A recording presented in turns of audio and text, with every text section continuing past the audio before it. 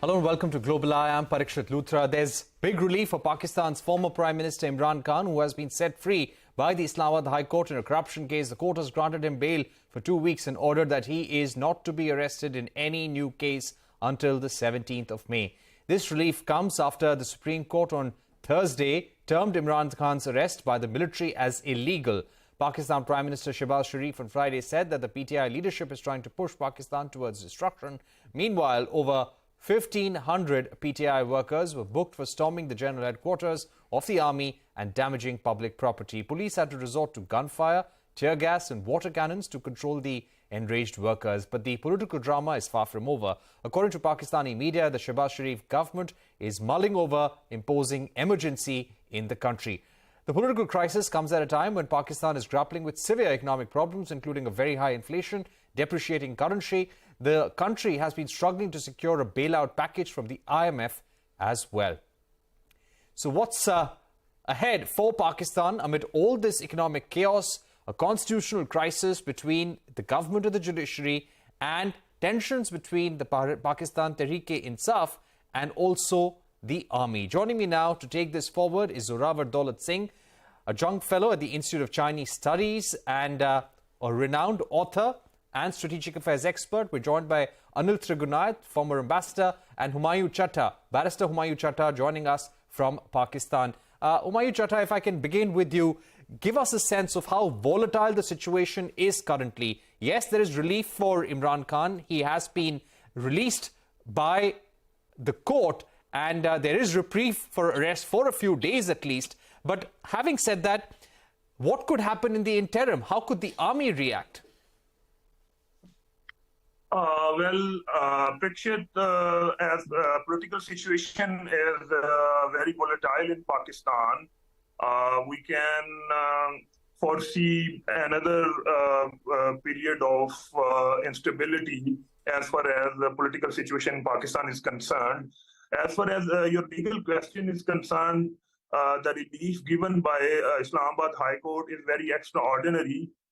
We cannot find any single example in the Pakistan legal system where a culprit has been given bail for an offense or for an FIR which hasn't yet been registered, and they have stopped the police to arrest Mr. Imran Khan till 7th May. That will be the next hearing. I think we will see more confrontation between different institutions of the state. And I can see a direct confrontation between judiciary and the government, because I think judiciary is going an extra mile to give relief to Mr. Imran Khan, which I think, as being a lawyer, I think the court should not have gone to that extent. If government think that Imran Khan is responsible for some act, let him be investigated and let the courts, after that investigation, decide whether he has committed any act or not. Right. I'll come back to you, Humayun, but let me get in Zorawar Daulat Singh as well. Zorawar, how do you see the situation? Who do you think is stronger when it comes to the current political crisis? We're seeing Imran Khan's political party carrying out protests across the country. What does this mean for Imran Khan? What are the dangers for the Pakistan people ahead as a result of this crisis that we see currently? Well, the Pakistan people is precisely where this starts, right? They've seen through this game that's being played by the military security establishment, the deep state, for a long, long time. The Pakistani army has cultivated politicians. They use these as a civilian face, and they play power behind the scenes. What happened with Imran Khan is another chapter in their attempt to try and move the country towards a more a different form of a civilian government. This time, it's not working. I think people now, firstly, let's look at it. The base of the population that is beginning, it's also the upper middle class, the literate portions of the Pakistani society in Punjab are now beginning to question whether this model this civil-military model, lopsided model, is something which is beneficial for Pakistan's future. They've been helpless in the past. I think they see in Imran Khan a somewhat chaotic, but an attempt to challenge some of the conventional sort of wisdoms that have been accepted so far. I think what we are seeing in the recent days is the authority, the prestige of the Pakistani army has taken a severe, unprecedented dent. It remains to be seen how they will salvage this situation, but the fact that they are having to make concessions and a U-turn, in a sense, on this particular arrest of Imran Khan suggests that they have begun to realize that the options that they hold, which they have several options, but some of them involve them having to now strike at their own people in Punjab. And that's something which I don't think even the military in Pakistan relishes. Right. They know that crisis is going to keep unfolding. So I think the big picture trend is the Pakistani domestic politics is now moving in a direction where we might soon see a tipping point, whether it happens in the coming months or coming years, where this arrangement of this military as the power behind the scenes is not sustainable anymore. All right. What follows is something which we need to watch. All right. Very important points there. Ambassador Trigunayat, welcome to Global Eye. Let me begin by asking you, how strong is Shehbaz Sharif government at this juncture? Following the decision of the courts, Shehbaz Sharif went on to say that Imran Khan is responsible for the destruction that they're in. They're responsible for the fact that Pakistan has not been able to get a bailout from the IMF so far. So where is Shehbaz Sharif's government right now as far as the political strength goes? Well, it seems that they are in a weaker spot at the moment. And even though the Imran Khan government was removed and the Imran Khan has not accepted it, he called them as an imported government. He took on to the army. His people continued, and there have been attacks which have been unprecedented, that the army has come under fire from the people. And that's the big change that is taking place. And in Pakistan, as we know, that no government can survive if there is no support from the military. And if the support for the military is getting by itself decimated, then it is quite significant change. And therefore, Shehbaz Sharif's government, in my view, at the moment, is perhaps at its weakest. And, unfortunately, what we see is that as if Pakistan is consuming itself. And the situation in Pakistan, frankly, is a function or a dysfunction of the failure of the Pakistani leadership, whether it is military or the political or politico-military, whichever way you look at it. So it is, crisis is increasing. There is a rupturing of the institutions. Ordinary people are suffering, and their faith in the current system of governance has reduced significantly, and that's why they have risen to challenge it. Okay, Zorawar, coming to you, what are the dangers for India? A volatile Pakistan, an economic crisis in India's neighborhood, be it Nepal, Sri Lanka, it's never good for India. But what we're seeing in Pakistan, a country with whom we've had constant tensions, we've seen cross-border terror attacks emanating from Pakistan. This kind of volatility, what kind of dangers does it pose to India? Well, obviously, there's several scenarios. The first one, of course, is we have to always look at the external manifestations of what's happening inside Pakistan and how it spills over onto our side. We've seen in the past that the Pakistani army sometimes can use this as a diversionary move, raise some trouble in Kashmir, elsewhere. I think their cards are limited. Indian military forces are quite strong in those flashpoints. Other than that, I think what I see more is that this internal unraveling of Pakistan and this tipping point on its domestic political structure, I think this is where India needs to take a longer view. I don't think this idea of a stable Pakistan led by the military deep state is something in our interests, because ultimately that Pakistan will always have a vested interest in a confrontation and enmity with India. If we seek a stable periphery, we will need to eventually find forces in Pakistan that, even in their own national self-interest, seek some kind of a stable relationship in the neighborhood and with India. This means forces inside Pakistan, maybe it's Imran Khan, maybe others, who gradually gain more bargaining power and leverage from the military establishment and carve out some of more autonomy in national security and foreign policy. It's of course going to take a long time, but India as a rising power with fairly robust ties with the major players, some of whom are the critical sort of, you could say, the benefactors of the Pakistan army. That's where India should also be playing a role, having big conversations with Washington, Beijing, and Moscow to look at that horizon of 5 years, 10 years. Right. I think Pakistan that gets weaker, where the Pakistani military has to make concessions to the civilian leadership, is something that's in our interest. I think the idea of this old philosophy of ours that a peaceful, stable, prosperous Pakistan, regardless of its domestic political structure, is not something we should endorse. We must take cognizance of this domestic politics and channel it in directions to the extent that we can in a more favorable direction without losing sight of cross-border vicious attacks that portions of the deep state might want to wage. Right. Ambassador Trigunath, returning to you, there are at least 121 cases that the government is investigating against the Imran Khan government, Imran Khan himself. What more could happen in the next few days, especially after the 17th May deadline comes to an end? Well, it's very difficult to say because at this moment it seems that whatever charges against a certain politician they have been discounted because of the public outrage.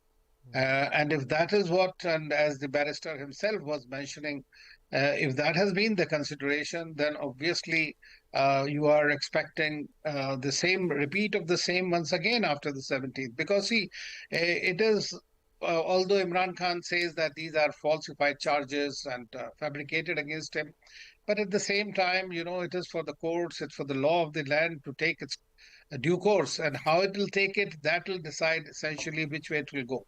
At the moment, we all know that it seems that Imran Khan's popularity has increased significantly from the time that he has been removed from power, and he has continued to remain on the streets. And how he survives further after this, despite these charges, remains to be seen. It is a bit difficult to predict exactly how it will go, but I hope that their situation stabilizes in Pakistan, because the ordinary Pakistani is suffering. Right. Barrister Humayun Chattha, returning to you, what are the possible next steps that Imran Khan could take to protect himself, protect his party? I think Imran Khan or his supporters are doing whatever they can to disrupt the political process in Pakistan right now. That is my view, because we can see a rise in extremism or violence in his political workers. They are using violence since the last 2-3 days to put pressure on the government or the judiciary, I would say, and that is very problematic. As Mr. Daulat was saying, I think PTI is not the material which can bring change to Pakistan political system, because they were born or they were made by the same, I would say, institutions against which he's raising his voice now. So I think things are not very simple as we people see. And as far as India's concern, I would add that I think India's political situation is not very much different, though in many respects. If we would see the last 2-3 years, we can see the farmers' protests and many other things happening in India. And we didn't raise anything like that, as you people are saying. I admit there are a lot of problems happening in the Pakistan political system. That is the natural fermentation of whatever is happening in Pakistan. And I think it is an evolutionary process, the process or the way Imran Khan or its workers are using. This will bring more destabilization to the Pakistan. I think if we see very closely, public has not joined these protests. It is limited to its workers, and I think public is rejecting its idea of, I would say, protesting against the army, or you'd say of violence against the army, and they attacked the different cantonments in the Pakistan. Though All the right. number was very low, there were number of people, but I think that raised concerns of many in Pakistan, even the very, I would say, the people who want the peaceful evolutionary change in Pakistan. I got your point. You're saying that the ordinary Pakistani has rejected these protests, these political protests. But coming to you, Zorawar, what is your sense? We're looking at a volatile economic situation in Pakistan currently, record food inflation, record high inflation numbers. The country is not getting IMF bailout as well. You've got currency volatility. How could this possibly trigger maybe a civil unrest in the country, tensions between the people, the army? Who could be stronger in a situation like this? So the way I see, of course, there's many scenarios that could play out.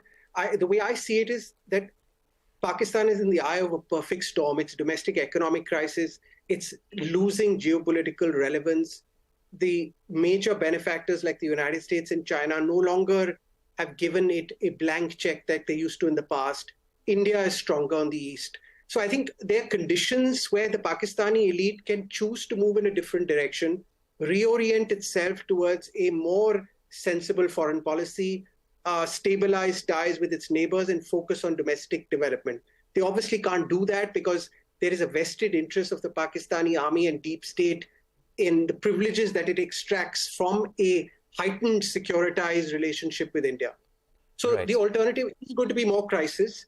And I feel the Pakistani military is going to have to make concessions to the civilian leadership. It's going to have to respond to the populist backlash. It cannot crack down precisely because these other conditions I mentioned have not made it conducive for it to take a strong-handed approach. So we might find a more muddling along approach where they will move from crisis to crisis.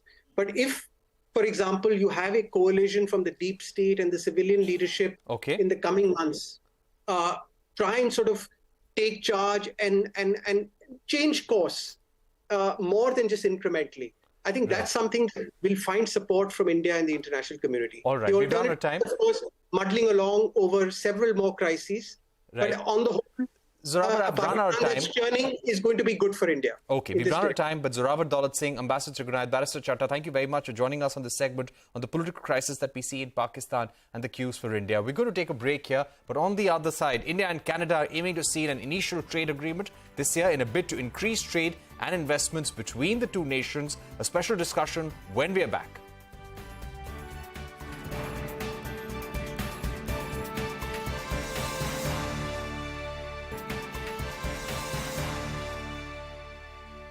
Welcome back. You are watching Global Eye. India and Canada aiming to seal an initial trade agreement this year in a bid to increase trade investments between the two nations. Commerce Minister Piyush Goyal met his Canadian counterpart Mary Ng in Ottawa on Monday. In a statement, both countries said that the trade deal would cover high-level commitments in goods, services, investments, rules of origin, dispute settlement and others. Let's now go across to Shubhrakant Panda, President of the Federation of Indian Chambers of Commerce and Industry. We're also joined by Goldie Haidar, President, Business Council of Canada. Gentlemen, thank you very much for joining us. Shubhrakant Panda, how important is it for India and Canada to have an early trade deal? Give us a sense of what the business councils of the two countries want to be included in this early trade deal. Good evening, Parikshit. Good to be on the show. In fact, I've just got back from Canada. I was leading the business delegation from the Indian side, which accompanied Commerce Minister Piyush Goyal, when he was there for the ministerial dialogue on trade and investment. Now, if you look at bilateral trade between India and Canada, it's almost a rounding off error at about just short of $7 billion. And that's a pity because there is a lot of potential to trade between the two countries. As you know, FTAs nowadays are not just about trade, they're also about strategic ties. They're about a whole lot of other things. And this is where I think there is a great deal of interest to push this forward. And the great working relationship that both the ministers, Piyush Goyal and Mary have, I think will go a long way to take this deal forward towards fruition. And if it comes through, which I hope it does, then clearly there are sectors like energy, minerals, infra, and pharmaceuticals where India can benefit. Also, I think employment-intensive sectors like textiles, leather, apparels, etc., will definitely get a boost because at the moment they're subject to about 17% duties.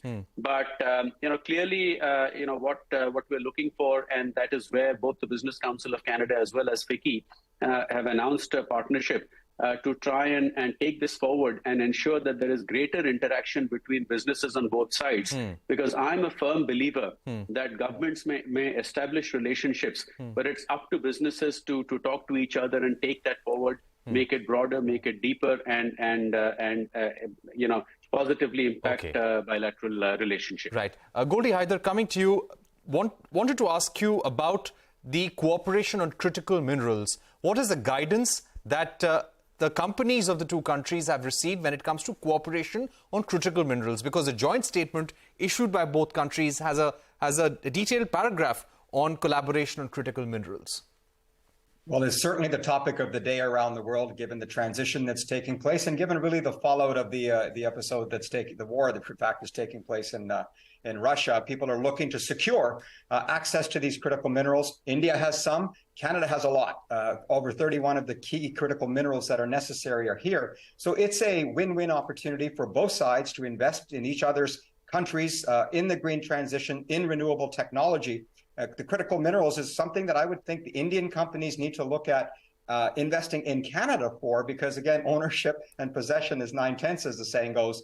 If you are going to leave it to other countries to come and take their share, you may not get what you need from Canada. So it's an opportunity for both sides to invest in each other's country. And really what's being referred to as sort of the securitization, if you will, making sure that you're getting the things that you need from those who share your values, those who believe in democracy, the rule of law, the protection of minorities. These kinds of environment is how capital is going to form. And both India and Canada can offer that. Right. Goldie Haider, I'd also like to ask you, are there certain areas, certain product lines where you want greater market access in India, greater exports from Canada to India?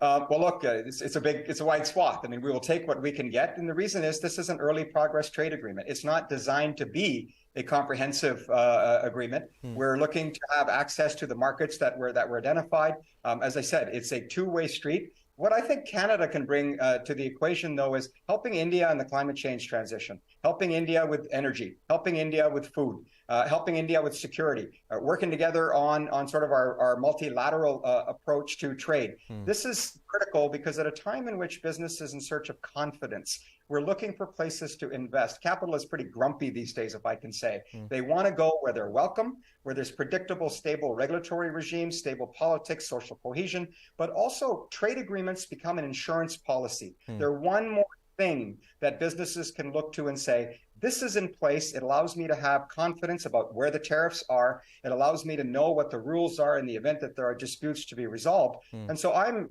optimistic, but I'm more than optimistic. I would be very disappointed if we're not able to get this early progress trade agreement across the finish line. I think it will happen, but I guess we're all anxious to make sure it does, and it happens in 2023 itself. Right. Final question to you, Mr. Panda. By when can we have this early trade deal in place? So, as Goldie just mentioned, the early progress trade agreement is short of a comprehensive agreement, and therefore one would hope that we get to it sooner rather than later. Judging by the mood in the room, the various interactions that I was part of when the ministers were there, judging by the mood in the room, I would expect it to happen sooner rather than later. But obviously, I'm not privy to the proceedings, and this would be a precursor to a larger comprehensive agreement in due course. But I just wanted to add a point, Parikshit, if I may, about critical minerals. As you're aware, FICCI has come out with a report on new age energy minerals, which comprise rare earth elements and battery minerals. And this is precisely what we have talked about. That India must exploit its mining experts as well as strategic ties to ensure that we have this dialogue going with like-minded, friendly nations for mutual benefit. All right. Thank you very much, Mr. Panda. Goldie Haider for joining us on India-Canada trade relations and the way forward. With that, it's a wrap on this edition of Global Eye. Thanks for watching. Goodbye.